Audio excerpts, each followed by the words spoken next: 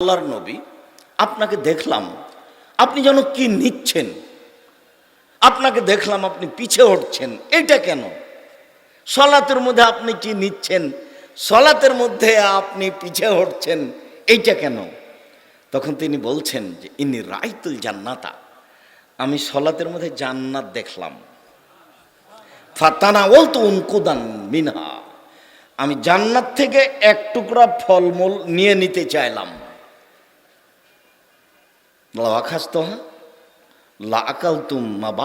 দুনিয়া, যদি আমি এক টুকরা নিয়ে নিতাম তাহলে সারা পৃথিবীর মানুষ কিয়ামত পর্যন্ত খেত। সুম্মা রাআইতুন নারা, তারপর আমি জাহান্নাম দেখলাম। তো জাহান্নাম দেখে তখন আমি পিছে উঠেছি। লাম আরা মানজারান আফজাকাত, এত ভয়াবহ অবস্থায় জাহান্নামের দৃশ্য আমি কোনোদিন দেখিনি। আজকে যেটা দেখেছি তাতে খুব ভয়াবহ অবস্থায় জাহান্নাম দেখলাম। ফারাইতু আকসারা আহলিহা নিসা, দেখলাম তাতে অধিক অংশই নারী, দেখলাম তাতে অধিক অংশই নারী। উপস্থিত দিনে মুসলিম বোন, এই মেয়ে কথা বলছো কেন? তোমাকে বলছো, তুমি একটু শরম করো না? কথা বলো কেন? তুমি একজন মহিলা মানুষ, পড়াশোনা করেছো, ঢং ঢং করে হেঁটে এসেছো, কথা বলছো কেন? তোমাকে তো চুপ থাকতে বললাম, কথা বলো কেন? কোন সাহসে কথা বলো? একটু লজ্জা পাও না? শরম পাও না? ইতস্তবোধ করো না? পাথরের মতো বসে থাকো, তোমাকেই বলছি। উপস্থিত দিনই বৈঠকের মুসলিম বোন, আপনাকে নিয়ে দু একটা কথা বলছি, দয়া করে আপনি ভদ্রতা বজায় রেখে কান লাগিয়ে শোনেন, আপনার উপকার হবে ইনশাআল্লাহ। তো আমরা বললাম কেন মহিলারা বেশি জাহান্নামে যাবে কেন? তখন রাসূল সাল্লাল্লাহু আলাইহি সাল্লাম বলছেন বেকুফরিহিন্না, ওদের কুফরির কারণে ওরা জাহান্নামে যাবে। তখন সাহাবীগণ বলছেন ইয়াকফুরনা বিল্লাহ, ওরা কি আল্লাহর সাথে কুফরি করে, আল্লাহকে মানে না? তখন আল্লাহ রাসূল বলছেন সেইটা নয়, ইয়াকফুরনাল ইহসানা ওয়া ইয়াকফুরনাল আশিরা, স্বামীকে মানে না আর অনুগ্রহকে অস্বীকার করে। ফাইন রাআত বেকা শায়ান, তুমি সারা জীবন তার সাথে ভালো আচরণ করলে, তোমার মধ্যে একটু যদি কিছু দেখে ভুল ত্রুটি, তাহলে বলবে মা রাইতো খায়রান কাত্তমিনকা, তোমার কাছে আমি কোনোদিন ভালো দেখিনি। এই যে অল্পতে সব ভুলে গেল, এই গতিটা হলো তাদের। মহিলা মানুষ হিসাবে আপনি আমার দিনী বোন, আপনাকে আমি খাটো করিনি, আপনি মনে কিছু নিয়েন না, আপনাকে আমি খাটো করিনি। মুহাম্মদ সাল্লাল্লাহু আলাইহি সাল্লাম আপনাকে এইভাবে বলছেন যে অপ্রয়োজনীয় কথায় জড়িয়ে পড়ে আর স্বামীকে মেনে চলে না। আব্দুর রাজ্জাক সাহেব শুধু যে আমাদেরকেই মানার কথা বলছেন, যে আপনারই কথা বলছে। আব্দুর রহমান আউফ রাদিয়াল্লাহু তাআলা আনহু বলেন, রাসূল সাল্লাল্লাহু আলাইহি সাল্লাম বলেছেন মহিলাদের জন্য জান্নাত সহজ। যা সাল্লাত খামসাহা, এক 5 ওয়াক্ত সালাত আদায় করলো, ও সমাত শাহরাহা, রমজান মাসে সিয়াম পালন করলো, আতাত বালাহা, স্বামীকে মেনে চললো, ও হাসানাত ফারজাহা, জেনায় লিপ্ত হলো না, পাদ ফাতাদখুল মিন আবওয়াবিন শাত, তাহলে জান্নাতের যে কোনো দরজা দিয়ে ঢুকতে পাবে। পৃথিবীতে 4টা কাজ করে কোনো পুরুষ সরাসরি জান্নাতে চলে যাবে, এরকম কথা মুহাম্মদ সাল্লাল্লাহু আলাইহি সাল্লাম বলেননি, কোথাও খুঁজে পাবেন না। মুহাম্মদ সাল্লাল্লাহু আলাইহি সাল্লাম এমন কোনো কথা বলেননি যাতে 4টে কাজ করে মানুষ, পুরুষ মানুষ জান্নাতে চলে যাবে, এ কথা তিনি বলেননি। তবে তিনি বলেছেন মহিলারা 4টা কাজ করলে জান্নাতের যে কোনো দরজা দিয়ে ঢুকতে পারে। 5 ওয়াক্ত সালাত, এইটা সহজ। রমজান মাসের সিয়াম, এইটাও সহজ। জেনায় লিপ্ত না হওয়া, এইটা চেষ্টা করলে হয়। স্বামীকে মেনে চলা, এইটা একটু কঠিন। আপনি বিশ্বাস করেন, আপনি আমার দিনী বোন, তিতা লাগলেও মানতে হবে, মিঠা লাগলেও মানতে হবে, এটাই জান্নাত।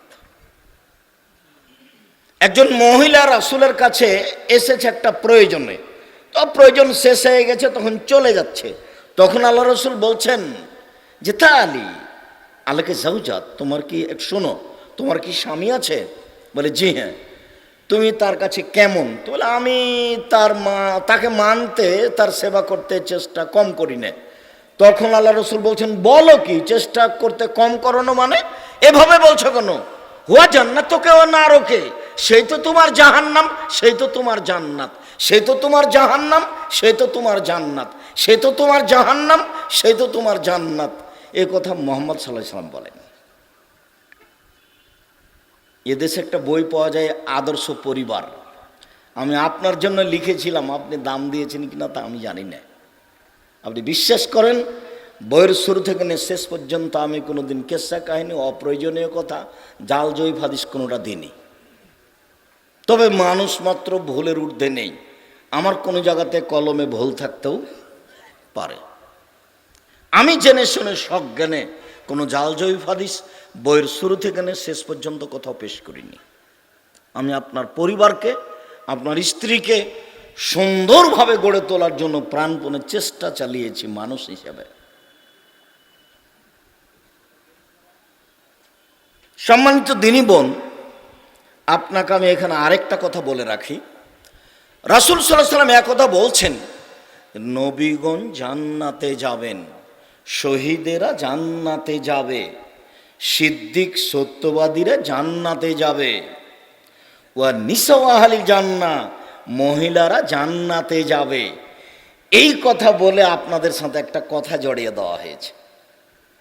তখন আল্লাহ রাসূল বলছেন, যারা স্বামীকে ভালোবাসা দেখিয়ে, প্রেম প্রীতি দেখিয়ে মেনে চলতে পারে, কারণবশত স্বামী অসন্তুষ্ট হলে রাজি খুশি না হওয়া পর্যন্ত কিছু মুখে দেয় না, এরা জান্নাতে যাবে। এরকম কোন কথা সাধারণ মানুষের জন্য নেই। আপনি আবার বুঝেন, দেখেন আমরা ওর মধ্যে পড়িনি।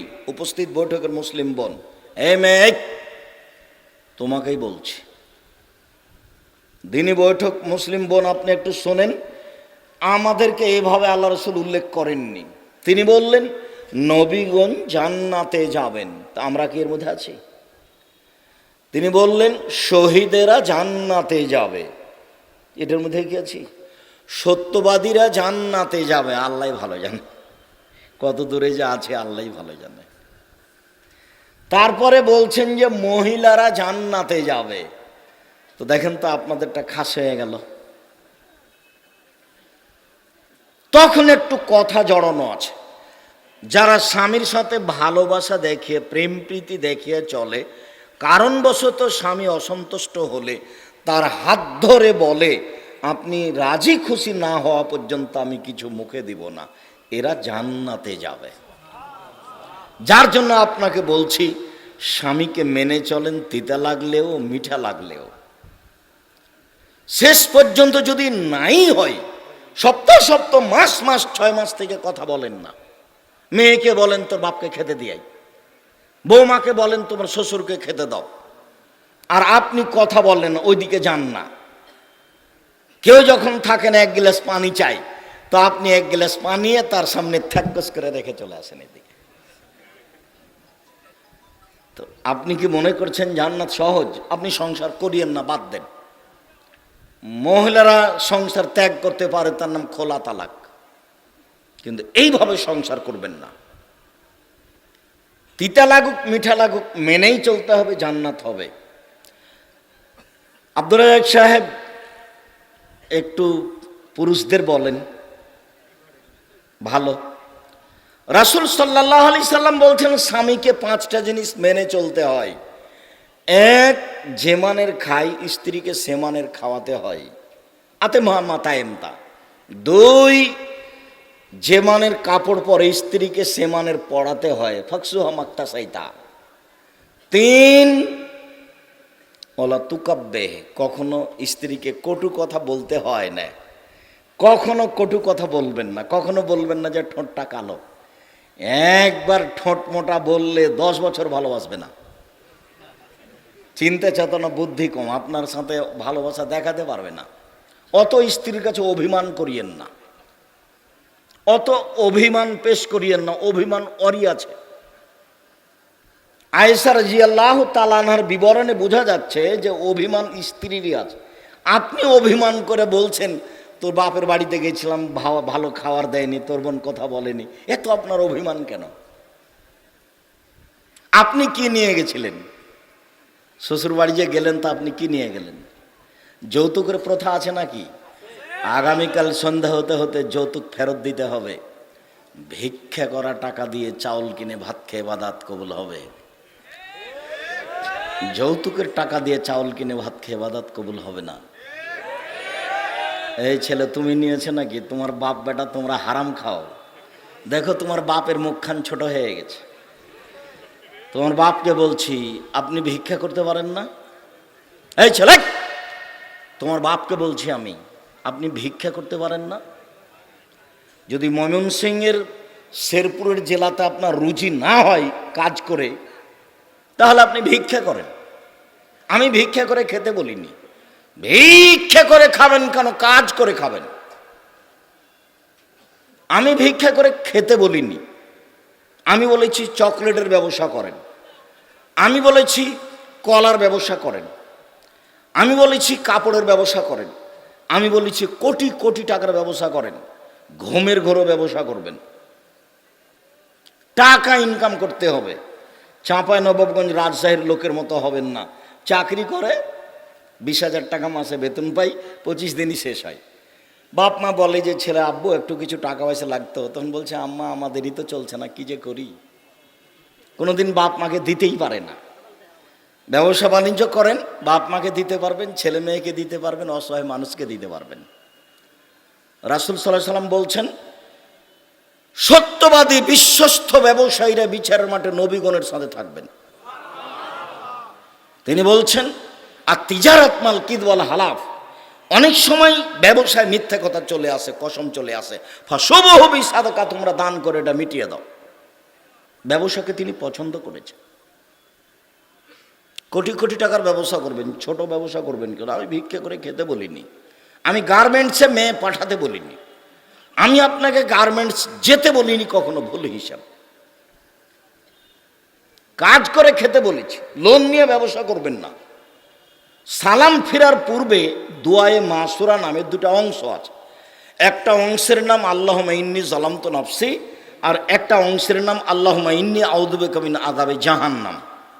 এই দোয়াটার শেষখানে আছে আউযু বিকা মিনাল মা'সাম ওয়াল মাগরাম, তোমার কাছে বাঁচতে চাই বড় পাপ হতে, তোমার কাছে বাঁচতে চাই ঋণ কর্জ হতে, তোমার কাছে বাঁচতে চাই বড় পাপ হতে, তোমার কাছে বাঁচতে চাই ঋণ কর্জ হতে।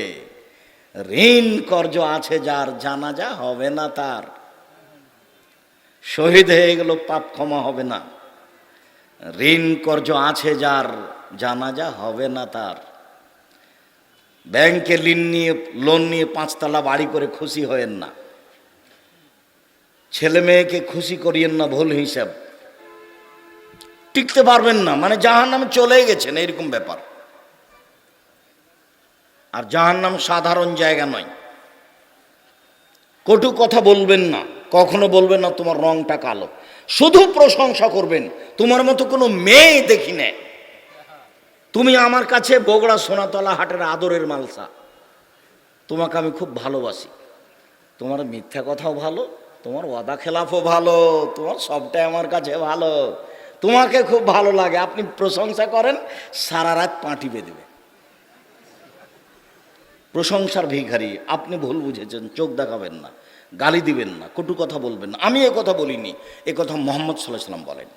তিনি বলেন বইয়ের মুখের উপরে মারো না। তিনি বলেন ওয়ালা তাতরুকা ইল্লা ফিল বাইতে, তুমি তোমার স্ত্রীকে তোমার বাড়ি ছাড়া কোথাও যেতে দিবা না, কোথাও থাকতে দিবা না, তোমার বাড়িতেই থাকবে। জরুরি দুর্ঘটনা ছাড়া খালার বাড়ি যাবে না, জরুরি দুর্ঘটনা ছাড়া মায়ের বাড়ি যাবে না, জরুরি দুর্ঘটনা ছাড়া বাড়ি থেকে বের হতে পাবে না। এটা ময়মনসিং, জামালপুর নয়। ময়মনসিং মানে আব্দুর রাজ্জাক সাহেব কি বললেন একটু বুঝিয়ে বলেন তো? বললাম যে এদিকে এখান ঘর, এদিকে এখান ঘর, মধ্যে গরুর গাড়ির রাস্তা, বাড়ি ঘেরা নেই, বাহির দরজায় নাই, কোথায় সালাম দিব?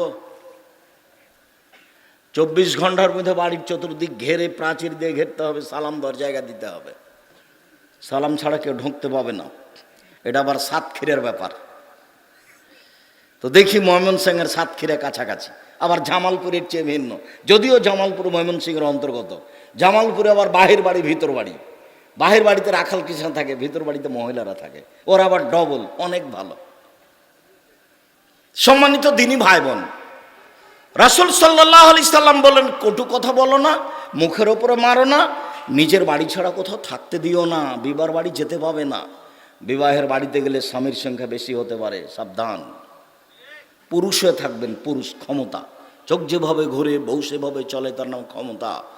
চোখ যেভাবে ঘুরে বউ সেভাবে চলে, তার নাম ক্ষমতা। ক্ষমতা দেখে বউ লালন পালন করেন, জান্নাত হবে, নইলে ইহকালও যাবে, পরকালও যাবে। রাসূল সাল্লাল্লাহু আলাইহি ওয়াসাল্লাম বলছেন, 3 শ্রেণীর মানুষ জান্নাতে যাবে না। তার এক শ্রেণীর মানুষ হচ্ছে দায়ুস আল্লাযী ইকিরু ফি হালাল খাবাসা, যে তার বাড়িতে বেহায়াইয়ের সুযোগ দিয়েছ, জান্নাতে যাবে না। ভুল বুঝিয়েন না, আপনি আমার দিনী ভাই, আপনাকে আমি অনেক ভালোবাসি, আমি আপনার কাছের মানুষ, আমি আপনাকে অনেক ভালোবাসি।